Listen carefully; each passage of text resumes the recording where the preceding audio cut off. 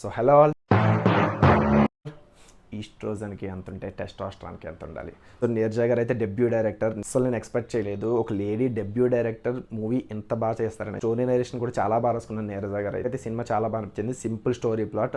ఒక alpha mail wife దగ్గర ex lover దగ్గర ఎక్కడా కూడా డౌన్ అవ్వకంటే ఇద్దరిని బ్యాలెన్సింగ్ చేస్తూ స్టోరీ ఎట్లా నడిపించాడు అనేది సింపుల్ స్టోరీ ప్లాట్ అయితే.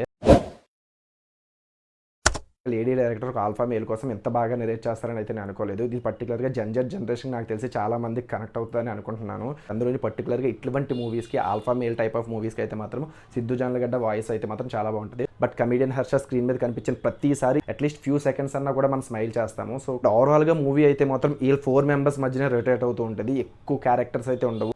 రీసెంట్ మూవీస్లో తమన్ అందించే మ్యూజిక్ అయితే చాలా బాగుంటుంది. రీసెంట్గా ఓజీ కూడా మనం చూడొచ్చు. ఈ మూవీలో కూడా బ్యాక్గ్రౌండ్ స్కోర్ చాలా బాగా అనిపించింది. కాకపోతే ఒక్కటే చిన్న మైనస్ ఏమనిపించింది అంటే ఒకటే బ్యాక్గ్రౌండ్ స్కోర్ని రిపీటెడ్ టైమ్స్ యూస్ చేశారనిపించింది. మేబీ కొంచెం ఎక్కువ టెంప్లెట్స్ యూస్ చేస్తుంటే బాను తమన్ కూడా ఈ మూవీకి ఒక బిగ్ అసెట్ అయ్యాడనే చెప్పొచ్చు. దివాళీకి వచ్చే మూవీస్లో ఈ సినిమా బాగుందా అంటే జనరేషన్కి ఈ మూవీ అయితే చాలా బాగుంటుందని చెప్తాను. సో దివాళీ మూవీస్లో ఇది one of the best movie అని చెప్తాను నేను. సినిమా ఎండింగ్లో మాత్రం కొంచెం ఎక్కడో అన్సాటిస్ఫైడ్ క్లోజింగ్లో అయితే నాకు అనిపించింది. అదొక్కటి కొంచెం మైనస్గా ఉంది. సో నా రేటింగ్ వచ్చేసి ఈ మూవీకి 3.5. ఫుల్ రివ్యూ వచ్చి వీడియో కింద ఉంది.